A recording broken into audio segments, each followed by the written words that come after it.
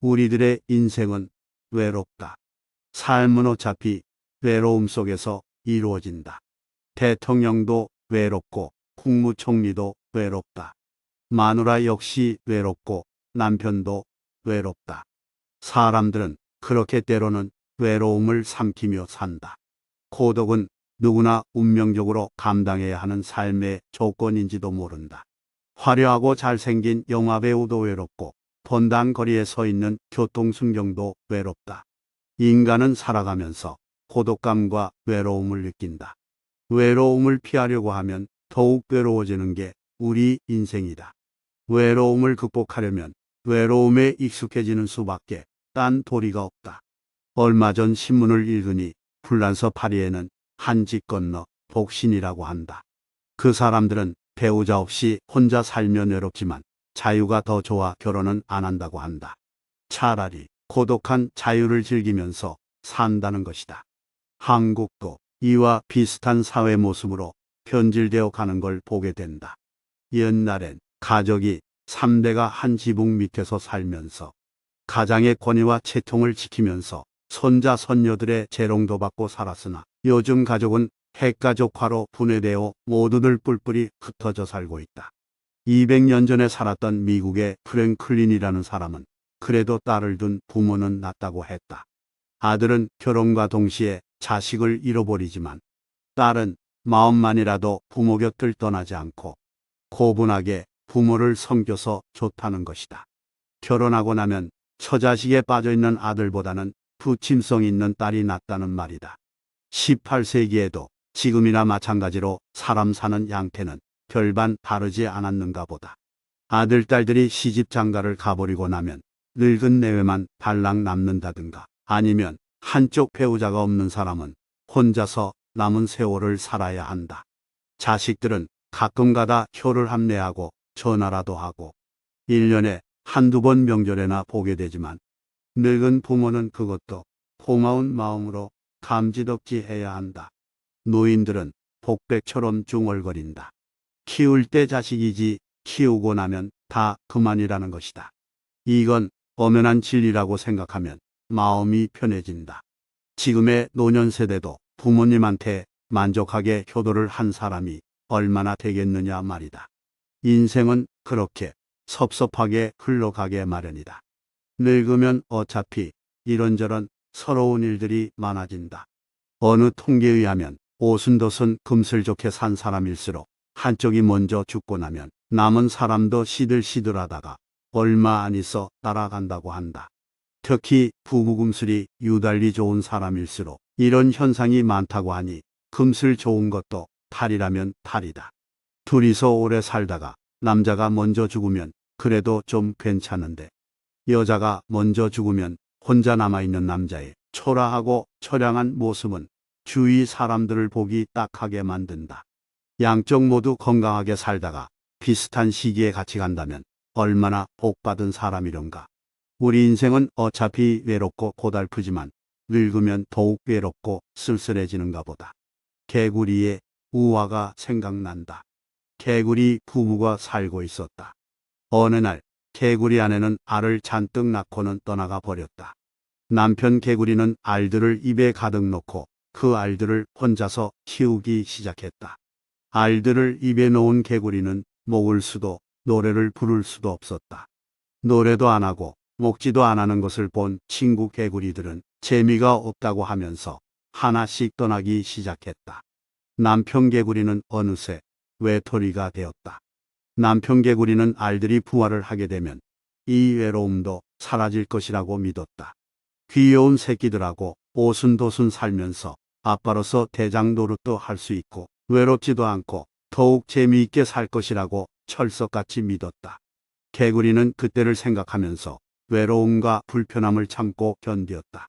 마침내 알들이 부화되어 올챙이가 되는 날, 남편 개구리는 즐겁게 입을 벌려 올챙이들을 쏟아내었다. 그리고 그들이 곁에 머물며 그동안의 외로움을 보상해 주리라 믿었다. 그러나 그것은 착각이었다.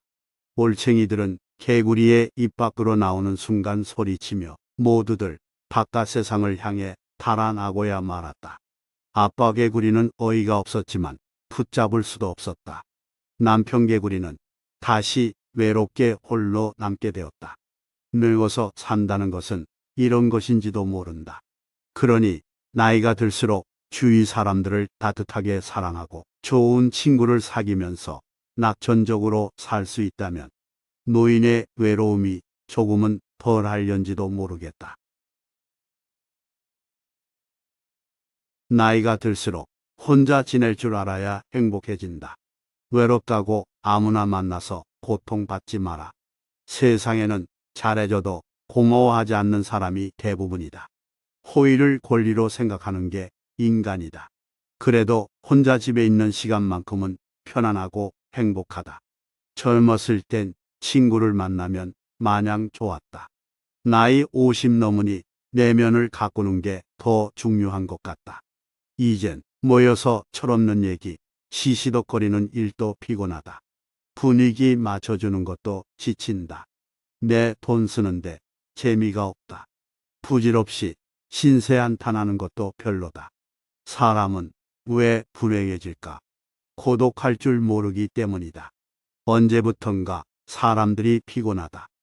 홀로 설 때 진정으로 행복해질 수 있다지만 사람들은 홀로 서지 못한 채 다른 사람의 눈치를 보며 에너지를 다 빼앗기는 듯하다. 근데 왜 사람들은 나이 들어 친구를 찾을까? 쇼펜하우어가 말하길 친구를 사귀고 싶어서 사귀는 게 아니라 혼자 남겨지는 게 무서워 친구를 만난다고 한다. 나이가 드니 남들한테 에너지를 쏟기가 싫다. 가면을 쓰고 남한테 착한 사람으로 보이기도 싫다. 애쓰는 게 다 무슨 의미일까 싶다. 쇼펜하우어의 말처럼 혼자 있어봐야 내가 누군지 알 수 있다. 혼자 있을 때 사람은 자유로워진다. 혼자 시간을 보내지 못하고 고독을 모르는 사람은 진정한 자유를 즐길 수 없다. 이런 이야기를 한 건 철학자 쇼펜하우어만이 아니다. 석가모니도 남한테 의지하지 말라고 했다. 내면에서 행복을 찾으라고 했다. 남을 통해 행복하려고 하면 불행해진다. 사람에 집착하면 나만 힘들어진다. 나를 구원할 수 있는 건 오직 나뿐이다. 나한테 홀로 있는 시간을 선물처럼 주어야 한다. 석가모니 말씀처럼 누구에게도 의지하지 말고 오직 스스로를 등불로 삼고 의지해야 한다. 인간에게는 고독이 필요하다. 나이가 들면서 인간관계에 너무 연연할 필요가 없다는 것을 깨달았다. 남들에게 아무리 잘해줘도 한계가 있기 때문이다. 그렇다고 해서 내가 상대방에게 선을 넘거나 배려하지 않았던 것은 아니다. 상대방이 내가 원하는 대로 행동하지 않았다면 그것은 그 사람의 문제일 뿐이다. 노후엔 사람 사귀기가 참 힘들다. 하지만 이젠 남을 위해 살고 싶지 않다. 과거를 정리하고 진짜 내 삶을 살기 위해 노력하고 싶다. 인생은 혼자다. 혼자 왔다, 혼자 간다. 홀로 있을 때 외롭지 않게 나만의 시간을 가져야 한다. 나만의 방식으로 즐기는 취미나 관심사를 가지는 게 좋다. 진짜 나의 시간을 즐기면 진정한 행복이 손에 닿을 것도 같다. 쇼펜하우어는 인간이란 태초부터 고독한 존재라고 했다. 고독을 내 절친으로 만들어야 한다. 고독이 내 가장 가까운 것이다. 인간은 누구나 고독하다. 인간의 오온이 서로 의지하는 사이를 의미함은 우리에게 고독의 위치가 어디쯤에 있는지를 가늠하게 해준다. 사람과 사람 사이 그 어디쯤인가에 고독이 존재한다. 고독은 누군가에게는 고통이고 또 누군가에게는 자유를 의미하기도 한다. 받아들이기 나름이다. 고독을 외로움으로 받아들인다면 마주하고 싶지 않은 고통의 순간이 될 것이고 온전히 자유로운 나만의 시간으로 생각한다면 다시 없이 소중한 순간이 될 것이다. 발 디딜 틈 없는 지하철이나 강남 거리 한복판에서도 종종 고독감을 느끼는 걸 보면 고독이란 내 주변에 누가 있는지와 그리 큰 관련이 없는 것 같다. 우리는 누구나 고독을 느끼면서 살아간다. 따뜻한 가족과 함께 있는 순간에도 정다운 법과 술 한잔 기울이는 동안에도 마음 깊은 곳에 숨어있는 고독은 시도 때도 없이 모습을 드러낸다. 어찌 보면 고독이란 내면에 감춰진 또 다른 나의 모습인 듯하다. 한때 고독감에서 벗어나기 위해 정말 열심히 누군가와 어울리고 대화하면서 신나게 놀면서 망각을 찾아 도망 다니던 시절이 있었다. 나이가 들면서 고독이라는 친구와 가까워지기 시작했고 언제인가부터는 거울에 비친 나와 대화를 나누듯 고독과 자연스럽게 어울리기 시작했다. 이 고독이라는 것이 평생 나와 떼어낼 수 없는 감정이라는 것을 언젠가부터 어렴풋이 느끼기 시작했었던 것 같다. 고독과의 만남을 즐기기 시작한 것은 아마 그 느낌을 갖기 시작한 이후부터였던 것 같다. 고독에 몸부림친다는 말을 한다. 고독과 외로움을 흔히들 혼돈하기 때문인가 보다. 고독이란 감정은 그렇게 어두운 그림자가 아니란 것을 모르기 때문인가 보다. 멀리 타향에 가족과 떨어져 지내다 보면 외로움이 밀려든다. 타국에서 멀리 떨어져 만나지 못하는 친구를 생각하면 또 외로움을 느낀다. 외로움은 홀로 있을 때 느끼는 감정이다. 하지만 외롭다고 고독한 것은 아니다. 외로움이 느껴지는 때는 마주할 나의 모습이 보이지 않을 때다. 내면의 내가 부재 중일 때 나타나는 감정이다. 고독이란 감정은 자아라는 단어와 밀접한 관계를 가진다. 무언가를 위해 내 정열을 쏟아부을 때 스스로에게 끊임없이 반문하며 답을 찾아가는 여정에 있을 때는 외로움이란 단어를 떠올리지 않는다. 내면이 나로 충만한 시기에는 외로움에 떨지 않고 고독이 반가워진다. 고독은 행복함이다. 만족감이다. 충만함이다.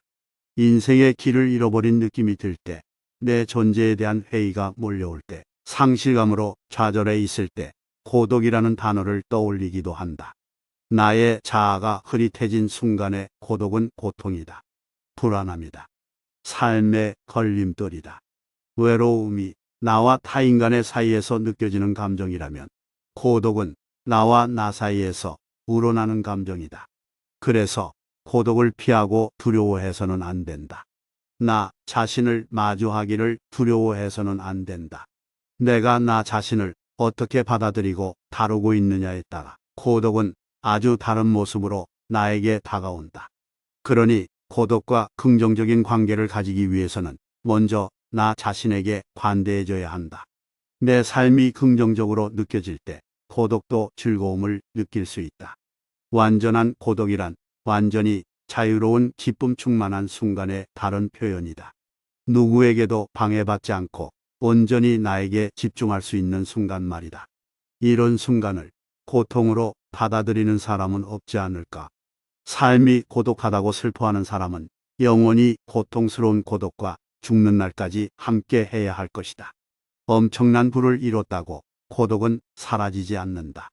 사랑하는 사람과 지구의 아름다운 장소를 여행하고 다녀도 고독감은 늘 함께한다. 사랑하는 가족들과 즐거운 일상을 보내며 살고 있어도 고독은 여전히 가장 가까운 나의 친구다.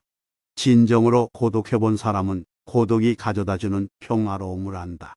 한번 경험해본 사람은 고독이란 절대 피하고 싶은 감정이 아니라는 것을 안다. 요즘 캠핑을 즐기는 인구가 많이 늘었다. 캠핑할 때 제일 좋은 시간이 불멍할 때다. 타들어가는 장작불을 바라보며 마음을 어지럽히던 생각과 번민들을 잊는다. 쉼없이 울려대는 휴대폰을 잠시 꺼두고 온전히 나만의 세계로 빠져드는 거다.